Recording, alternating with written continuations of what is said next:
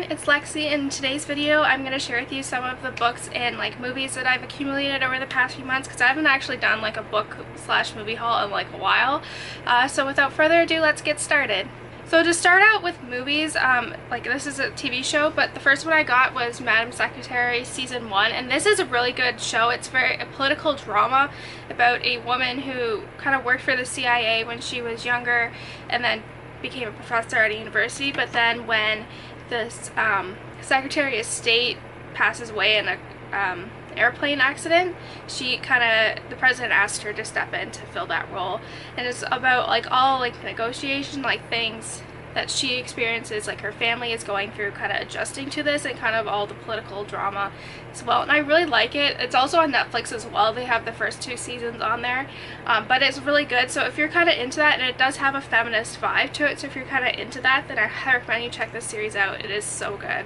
And next, because this video is going up on the 30th, I have 2 pre-orders that should be here by now, and it is the Jungle Book live action one that came out a few months ago, and it was really good. I saw it with my brother in the theater, and it was really good, and I liked it, so I decided to pick it up as well. And then I also got Me Before You, which was the book adaptation by Me Before You by Jojo Moyes, and that comes out as well. I actually enjoyed the movie more than the book, so I'm excited to kind of rewatch this again. Hopefully I won't cry. I didn't cry when I saw it in theaters, but maybe, you never know. So moving on to books, this was my most anticipated book out of the whole year, and I was so excited when it came out. I finished it in a few days, and it was The Beauty of Darkness by Mary E. Pearson, and this is the last book within the Remnant Chronicles, and this is probably one of my top favorite, definitely within my top 5 book series of all time. It is so good. But for those who don't know, the first book, The Kiss of Deception, follows the story of a princess named Leah who runs away with her best friend on her wedding day because she doesn't want to be forced into an arranged marriage. So when she kind of settles down, the prince that she was supposed to marry and an assassin are sent after her, and just kind of the twists and turns about that. So this was the last book within the series, and it was massive, as you can see. But I have a full review of this that's already up, so you can check that out if you want to see more about it. But it was really good. I gave it a 5 out of 5 stars. It was a really good conclusion to this series. And next I got Harry Potter and the Cursed Child by J.K. Rowling, and this is kind of the 8th book within the Harry Potter series, but about the play that J.K. Rowling wrote about Harry's kids, Albus and Draco's son Scorpius. And I had really mixed feelings about this, just kind of going, I'll have a review if you want to go into it, because I don't want to go too much into it but I had really mixed feelings, and I've seen a lot of people have mixed feelings about this as well. So I don't know, I went into it not really knowing what to expect. I think that's what you have to do. I think you have to be an open mind, and kind of for me, the Harry Potter series ends with the 7th. This is more a fan fiction alternative universe thing, so it was frustrating to read, and I don't know really what to think about it. Next, my parents got me this as a going away present, is the Joanna Basford Magical Jungle coloring book, and I really love these. I have, I think, the 3 other ones that were released, and I really like them. I always am doing this, and so I really appreciated them getting this for me for a back to school thing. And it's really pretty. Always the drawings in here are just really pretty, and it will honestly keep me busy for the whole school year, because even though I will be busy as a grad student and working, but this will just kind of be a good thing to occupy my mind. Next, this was a book that I read in grade 7. I don't think it was we had to read it in grade 7, but I don't think it was appropriate for me at the time, just because I'm a few years younger than everyone else, because I was born in Canada.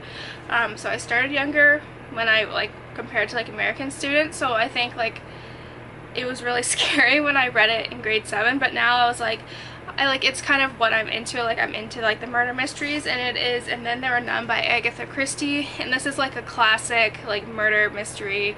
I remember kind of the general premise of this book, but I was I kind of want to read it again as kind of an adult now, because I don't think it was appropriate for me when I was 10 years old to read this, and it kind of freaked me out. So 10, 11 years old. So hopefully now I'll kind of appreciate it, kind of the novelty of this mystery.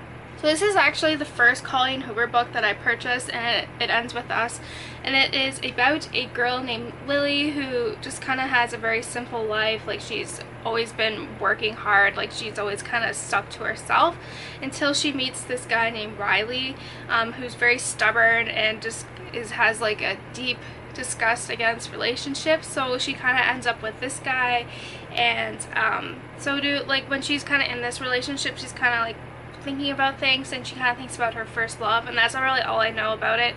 Like, the tagline for this is, sometimes the one who loves you is the one who hurts you the most. So I think this is really interesting. It has really good reviews on Amazon and Goodreads, so I thought this would be a good Colleen Hoover book to try out. So this next book is one that I picked up, and it is In a Dark Dark Wood by Ruth Ware.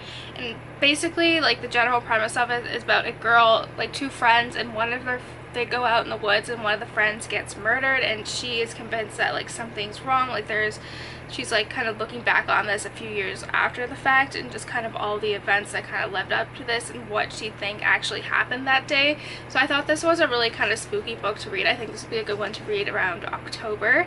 So I'm kind of super excited about this. I want to kind of go into this a little blind, so that's why the plot is kind of vague, but I think I'm really excited to try this one out, and I haven't read like kind of like a suspenseful book like this in a while.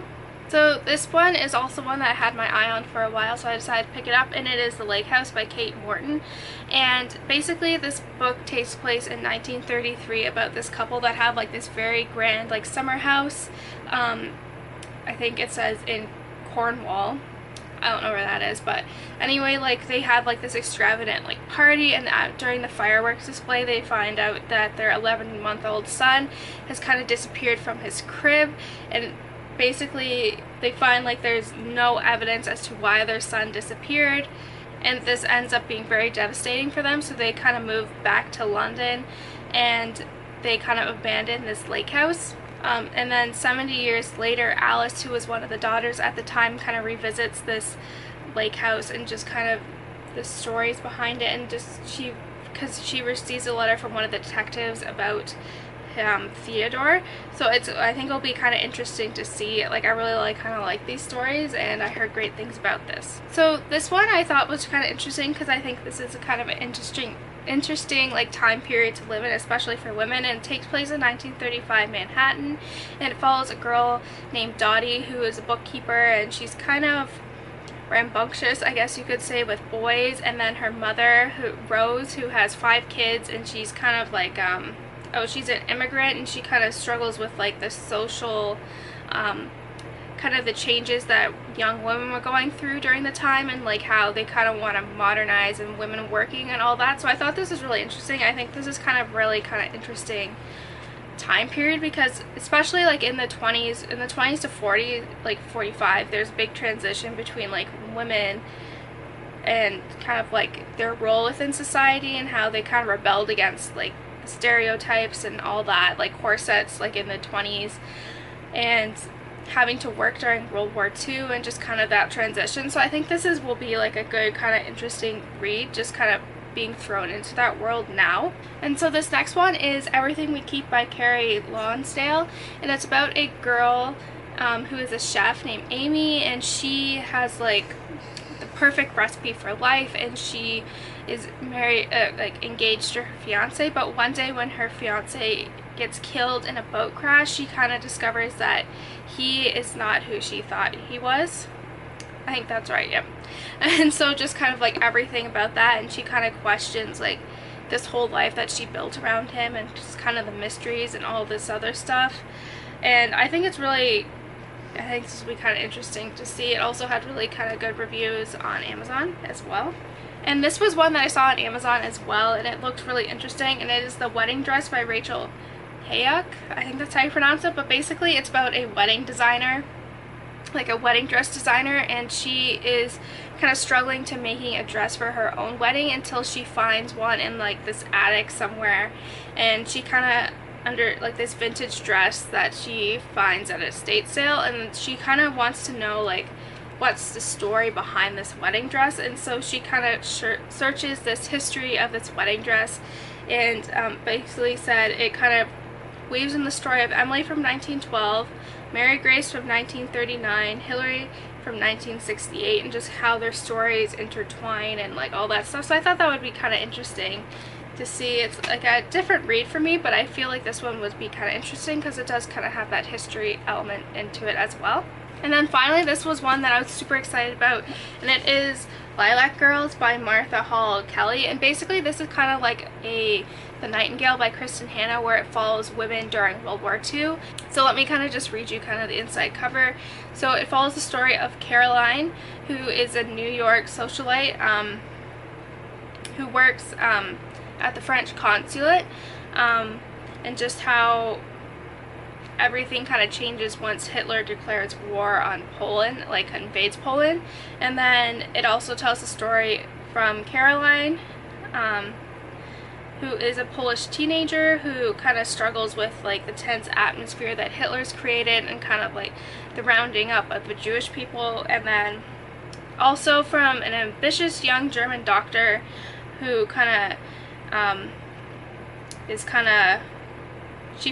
she's hired by Hitler's regime, and she kind of finds herself trapped in a male-dominated realm of Nazi secrets and power. So I thought this was really interesting. I love kind of reading World War II from the women's perspective, because when you really think about it, like all the movies that they make, all the books that are kind of written are from male's side of the story, so like on the war front. So this will be kind of an interesting one to read because I loved Codename Verity and The Nightingale, so hopefully this one will be kind of among my favorites.